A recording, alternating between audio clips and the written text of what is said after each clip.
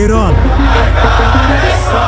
America, Iran is a disgrace. और Israel. We targeted Iran's main enrichment facility. आखिर इन सब की लड़ाई है किस बात? Israel launched multiple strikes on Iran. दुनिया में 57 इस्लामिक कंट्रीज हैं, लेकिन क्या वजह है कि अमेरिका और इजराइल इन सब को छोड़कर एक ही कंट्री ईरान के पीछे पड़ा है?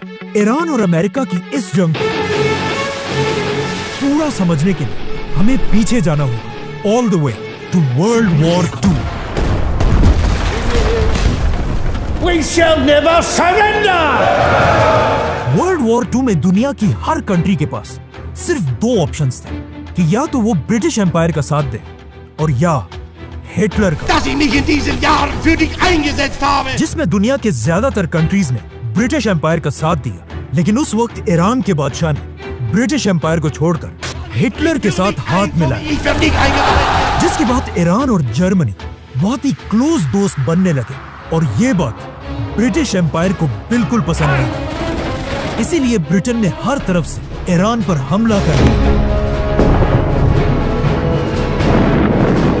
और बहुत तेजी से पूरा ईरान फतह करने लगे। ये देखकर ईरान के बादशाह ने कुछ ही दिनों में ब्रिटिश एम्पायर के सामने सरेंडर कर दिया और उनसे अपनी बादशाहत बचाने की भीख मांगने लगा, जिस पर ब्रिटिश एम्पायर ने कहा, ठीक है, लेकिन हमारी एक शर्त है, तुम्हें ईरान के तख्त से हटना होगा और अपने 22 साल के जवान बेटे को ईरान का नया बादशाह बनाना होगा, क्योंकि उसका ये बेटा रजा शाह पहलवी ब्रिटिश एम्पायर का एक वफादार पपेट था। ईरान का ये नया बादशाह अंग्रेजों से बहुत ज्यादा इंस्पायर था। वो चाहता था ईरान के लोग भी बिल्कुल वेस्ट की तरह कपड़े पहने, उन्हीं की तरह पार्टियां करें और अपने सारे ट्रेडिशंस को भूल जाए। इसीलिए वो पहले दिन से ये कोशिश कर रहा था कि किसी तरह इस्लाम को ईरान के लोगों से दूर कर दिया जाए, जिसकी वजह से उसने ईरान में हिजाब पहनने पर पाबंदी लगाई, बहुत सारे मदरसों और मस्जिदों को बंद कर दिया और ईरान के बड़े बड़े इस्लामिक स्कॉलर्स को गिरफ्तार करने लगा और इनकी जगह म्यूजिक, पार्टीज और शराब को पूरे ईरान में फैलाने लगा। यहाँ तक एक टाइम ऐसा आया कि ईरान में इतनी शराब बनने लगी कि ईरान जैसा इस्लामिक मुल्क दुनिया को शराब एक्सपोर्ट करने लगा। ईरान के इस बादशाह का ख्याल था कि वो जो भी कर रहा है बहुत ही अच्छा काम कर रहा है। I mean to be, as you say, the king of kings. यहाँ तक कि उसने एक दिन सऊदी के किंग फैसल को कहा कि तुम ये क्या पुराने जमाने में रह रहे हो, तुम्हें चाहिए कि सऊदी को भी बिल्कुल वेस्ट की तरह एक लिबरल कंट्री बना। लेकिन सऊदी के किंग फैसल ने ऐसा करने से इनकार कर दिया। लेकिन यहाँ पर फनी बात यह है कि आज वही सऊदी ईरान से कहता है कि तुम भी थोड़ा लिबरल बनो, लेकिन अब ईरान उसकी बात नहीं मानता। आखिर ईरान के बादशाह ने ईरान को इस्लाम से इतना दूर करने की कोशिश की कि ईरान के सारे बड़े इस्लामिक स्कॉलर्स अपने इस बादशाह के खिलाफ होने लगे, जिसके बाद ईरान की मस्जिदों और मदरसों में ये स्कॉलर्स बादशाह के खिलाफ स्पीचेस करने लगे, जिसमें सबसे बड़े स्कॉलर का नाम था आयतुल्लाह खुमैनी। खुमैनी और उसके फॉलोअर्स ईरान की आवाम को बादशाह के खिलाफ बगावत के लिए भड़काने लगे। आखिर खुमैनी की ताकत ईरान में इतनी बढ़ गई कि ईरान के बादशाह ने उसे गिरफ्तार करके ईरान से हमेशा के लिए बाहर निकाल दिया, जिसके बाद इमाम खुमैनी ईरान को छोड़कर इराक में रहने लगे, जहां एक यंग लीडर उसकी हर हरकत को बहुत गौर से नोट कर रहा था, सद्दाम हुसैन। आहिस्ता आहिस्ता सद्दाम हुसैन भी खुमैनी की ताकत को देखकर उससे डरने लगा। यहाँ तक कि एक दिन उसने ईरान के बादशाह से कहा कि अगर आप चाहते हैं तो मैं खुमैनी को साइड पे करके उसे गोली मार देता हूँ, जो सद्दाम के लिए एक बहुत ही आम बात थी और इसे हम पूरा एक्सप्लेन कर चुके हैं। लेकिन ईरान के बादशाह ने कहा कि नहीं, इसे मारने की कोई जरूरत नहीं, ये बुड्ढा खुमैनी मेरा कुछ भी नहीं बिगाड़ सकता। इमाम खुमैनी इराक में बैठकर अपनी स्पीचेस को कैसेट्स में रिकॉर्ड करने लगे, जिन्हें फिर बहुत सीक्रेटली स्मगल करके पूरे ईरान में फैला दिया जाता था। और खुमैनी की बातें सुनकर लोग इतना इंस्पायर होते थे कि वो आहिस्ता आहिस्ता ईरान के बादशाह से ज्यादा इमाम खुमैनी को अपना लीडर मानने लगे। लेकिन फिर भी ईरान के बादशाह को हटाना कोई आसान काम नहीं था, क्योंकि उसके पास एक बहुत ही खतरनाक फौज और सुपर पावर अमेरिका का फुल सपोर्ट हासिल था America gave us generous and valuable financial and military assistance. और वो मुसलमान दुनिया में अमेरिका का फेवरेट पपेट था। लेकिन यहाँ पर जब ईरान का बादशाह अपनी ताकत की पीक पर था, उसने अपनी जिंदगी की सबसे बड़ी गलती की। The flames of Persia.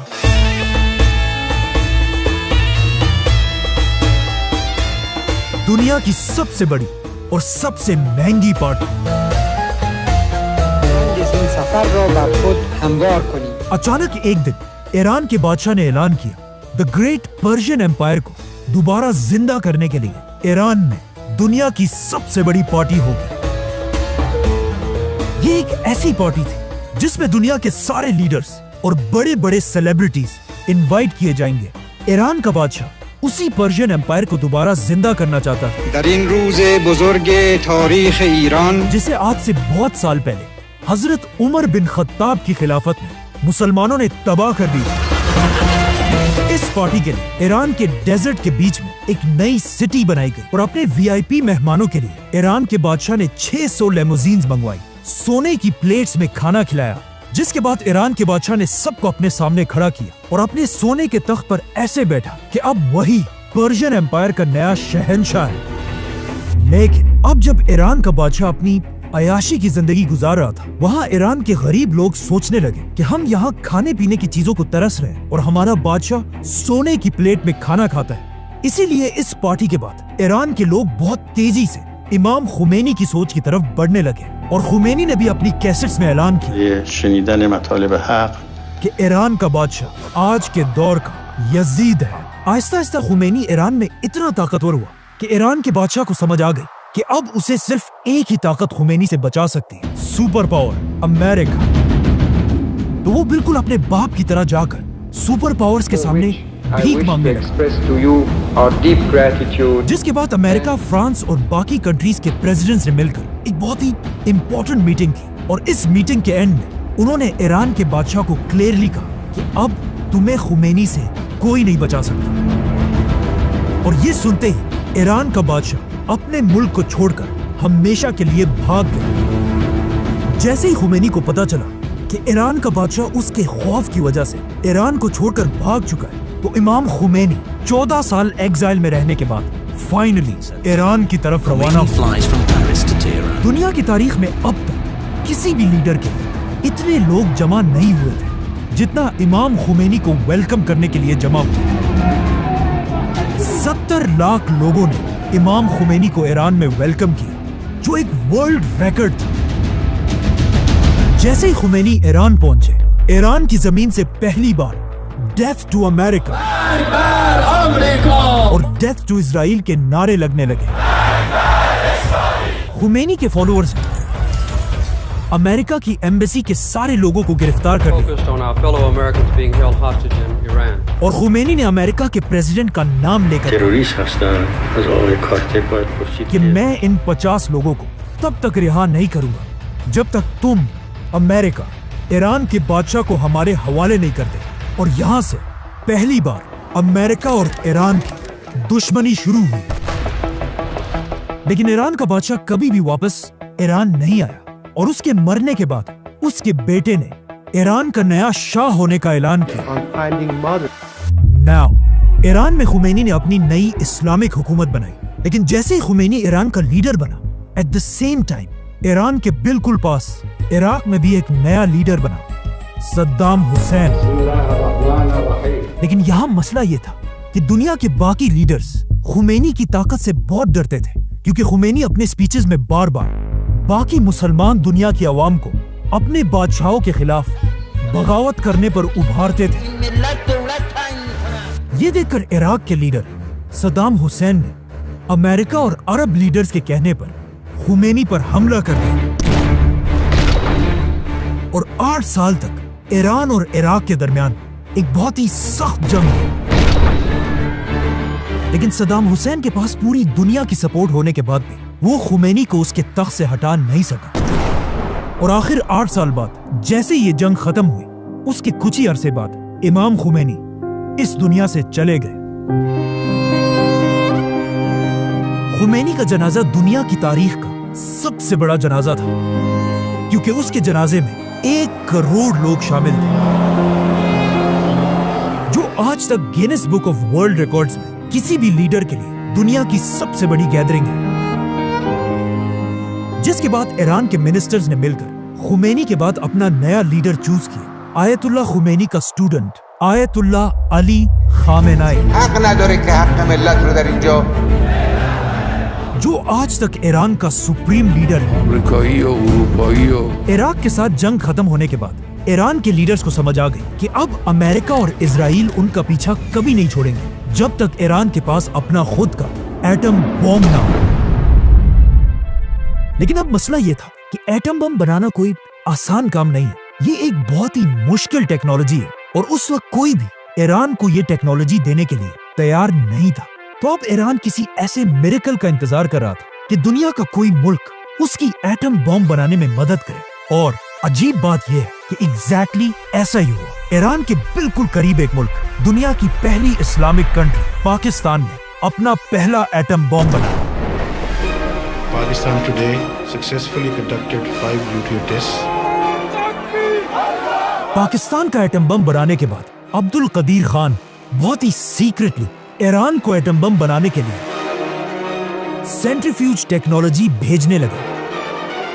Atom bomb बनाने के लिए सेंट्रीफ्यूज मशीन सबसे इंपॉर्टेंट चीज है, जो आसान अल्फाज में बिल्कुल एक वॉशिंग मशीन की तरह घूमता रहता है, लेकिन इसमें कपड़ों के बजाय यूरेनियम डाला जाता है। अगर इस मशीन में यूरेनियम को थोड़ी देर के लिए रखा जाए 5% तक, तो उससे बिजली बनती है। लेकिन अगर यूरेनियम को बहुत देर तक इस मशीन में रखकर घुमाया जाए 90% तक, तो उससे एटम बॉम्ब बनता है। ईरान पाकिस्तान की इस टेक्नोलॉजी को यूज करके बहुत तेजी से न्यूक्लियर प्लांट्स बनाने लगा। लेकिन जैसे ईरान ने ये सब करना शुरू किया, अमेरिका को किसी तरह इस सब की खबर मिल गई। अब पाकिस्तान का एटम बम तो अमेरिका को फिर भी किसी हद तक कबूल था, क्योंकि पाकिस्तान अमेरिका का बहुत ही वफादार मुल्क है। Beggars can't be choosers. हमें अपनी कौम का पेट पालना है। और पाकिस्तान चाहे जो भी हो जाए, अमेरिका के खिलाफ कभी नहीं जाता, क्योंकि पाकिस्तान और अमेरिका बहुत ही पुराने दोस्त हैं। लेकिन ईरान पाकिस्तान से बिल्कुल ऑपोजिट, बार बार अमेरिका की आंखों में आंखें डालकर उसे धमकियां देता था। इसीलिए जैसे ही अमेरिका को ईरान के इस प्रोजेक्ट का पता चला, अमेरिका का प्रेसिडेंट पूरी दुनिया के सामने आया और उसने अपनी स्पीच में कहा कि दुनिया में कुछ मुल्क ऐसे हैं जो अपने लिए केमिकल और एटम बॉम्ब बनाना चाहते हैं। एक इराक का सद्दाम हुसैन और दूसरा ईरान का खामेनाई, जिसका आज पूरी दुनिया को पता है कि ये एक बहुत बड़ा झूठ। जॉर्ज बुश की इस स्पीच के कुछ ही अरसे बाद अमेरिका ने सद्दाम हुसैन पर हमला कर दिया और इराक में हजारों लोगों को मारकर सद्दाम की हुकूमत खत्म कर दी। सद्दाम हुसैन की हुकूमत को इतनी आसानी से तोड़ने के बाद अमेरिका को इस बात का पता चला कि वो दुनिया के किसी भी मुल्क पर झूठा इल्जाम लगाकर उस पर हमला कर सकता है। इसीलिए अफगानिस्तान और इराक पर हमले के बाद अब अमेरिका का अगला शिकार ईरान था। और अमेरिका बार बार दोबारा ये झूठ बोलने लगा कि ईरान के पास भी एटम बॉम्ब्स हैं, जिसके बाद अब पूरी दुनिया की नजरें ईरान के लीडर आयतुल्लाह खामेनाई पर थी। और ये ईरान पर हमला करने का बेस्ट टाइम था, क्योंकि ईरान के एक तरफ अफगानिस्तान में अमेरिका की बहुत बड़ी फौज थी और ईरान की दूसरी तरफ इराक भी अमेरिका की फौज से भरा हुआ था। मतलब अमेरिका ने ईरान को हर तरफ से घेर लिया था। तो अब पूरी दुनिया की नजरें ईरान के लीडर आयतुल्लाह खामेनाई पर थी कि वो किस तरह अपने मुल्क ईरान को सुपर पावर अमेरिका से बचाएगा। और यहाँ पर खामेनाई ने एक ऐसी बात की जिससे अमेरिका के पास ईरान पर हमला करने के सारे बहाने टूट गए। खामेनाई, जो इस्लामिक दुनिया का एक बहुत बड़ा स्कॉलर है, उन्होंने एक फतवा दिया कि इस्लाम में मुसलमानों के लिए एटम बॉम्ब बनाना हराम है, क्योंकि इस्लाम तो हमें ये सिखाता है कि जंग के मैदान में भी किसी भी बच्चे, बूढ़े या औरत को नहीं मारा जा सकता। इवन जंग में दरख्तों को भी काटने की इजाजत नहीं है। लेकिन एटम बॉम्ब एक ऐसी चीज है जो बिना कुछ देखे हर चीज तबाह कर देती है। इसीलिए ईरान के खामेनाई ने एटम बॉम्ब को मुसलमानों के लिए हराम कहा और साथ ही ऐलान किया कि ईरान का एटम बॉम्ब बनाने का कोई इरादा नहीं है और ईरान के दरवाजे सबके लिए खोल दे। और साथ ये ऐलान किया कि दुनिया की कोई भी एजेंसी ईरान आकर खुद देखे कि ईरान का एटम बम बनाने का कोई इरादा नहीं है। लेकिन यूएन की टीम ने ईरान जाकर ये देखा कि ईरान के सारे न्यूक्लियर प्लांट्स बिल्कुल उसी डिजाइन पर बने हैं जिस तरह पाकिस्तान में बनाए गए हैं।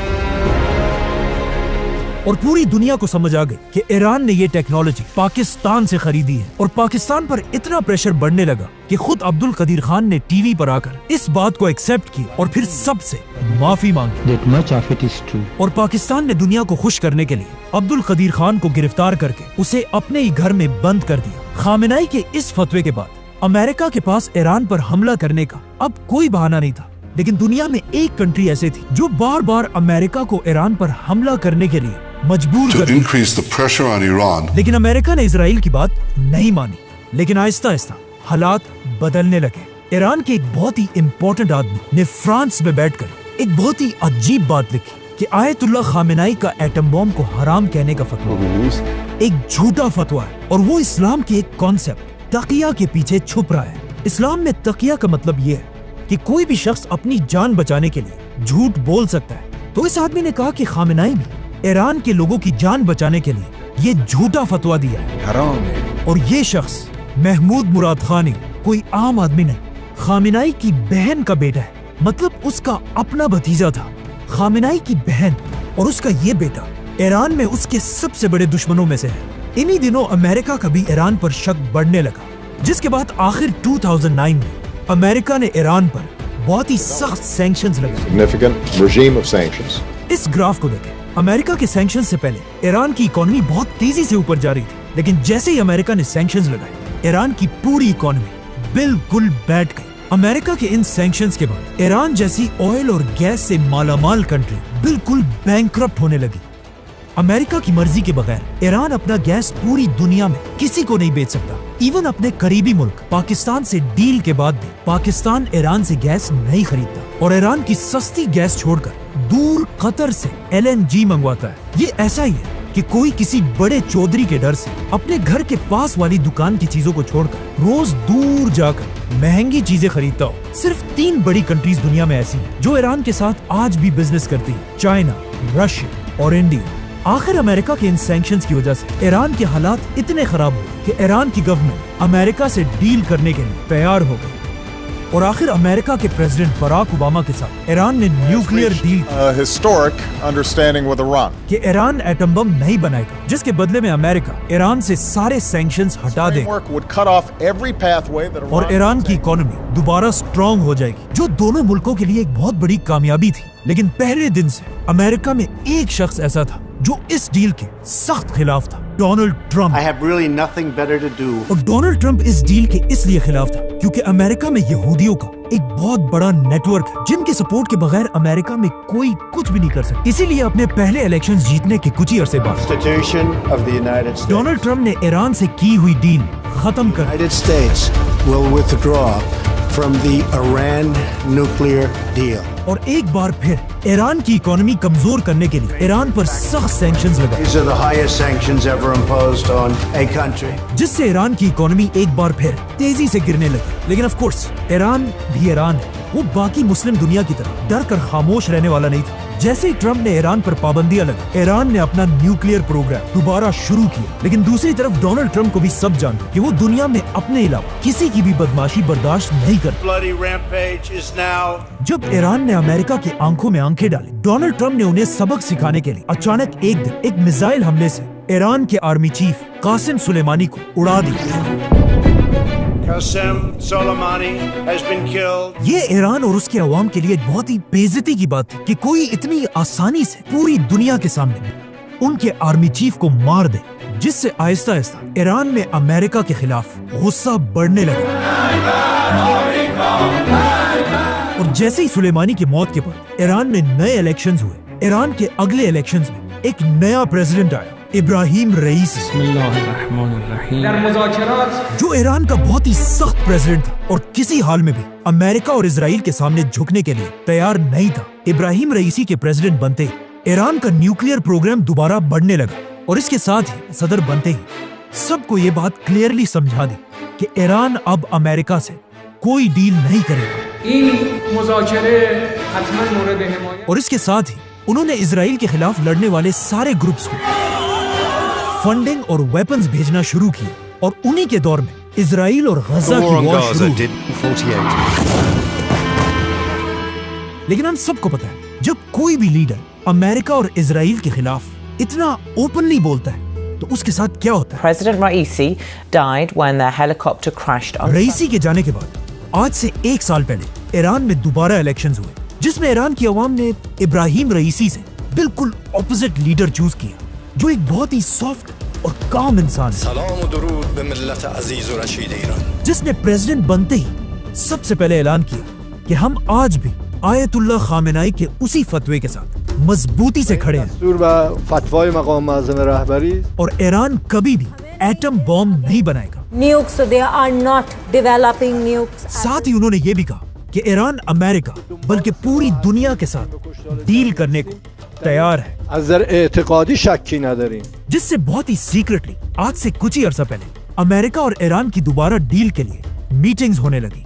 लेकिन इजराइल कभी भी ये नहीं चाहता कि अमेरिका और ईरान की आपस में डील हो जाए, और इजराइल हर तरह की कोशिश करने लगा, जिसके बाद इजराइल दोबारा ईरान पर झूठे इल्जाम लगाने लगा Iran has never given up its quest for nuclear weapons. कि ईरान 1 महीने के अंदर अंदर एटम बॉम्ब बनाने जा रहा है, It could be within a few months. जो वो पिछले 25 साल से कर रहा है। Iran has never given up its quest for nuclear weapons. Who will be the first to achieve nuclear weapons? From there, it's only a few months, possibly a few weeks. Iran could produce a nuclear weapon in a very short time. An initial device within months. ये कैसा atom bomb है जो पिछले 25 साल से 1 महीने में बनने वाला है, लेकिन आज तक नहीं बना। इजराइल ने ईरान पर यह इल्जाम भी लगाया कि ईरान बार बार अमेरिका के प्रेसिडेंट डोनाल्ड ट्रंप को मारना चाहता है। इसीलिए आज इजराइल ईरान पर हमला करके ईरान के हर उस शख्स को चुन चुन कर मार रहा है जो अमेरिका के साथ डील करना चाहते हैं, और इन हमलों से इजराइल यही कोशिश कर रहा है कि किसी तरह ईरान गुस्से में आकर कोई ऐसा गलत कदम उठाए जिससे सुपर पावर अमेरिका ईरान पर हमला कर दे, और आज से बहुत साल पहले बनने वाली आयतुल्लाह खुमैनी की हुकूमत टूट जाए। सब्सक्राइब।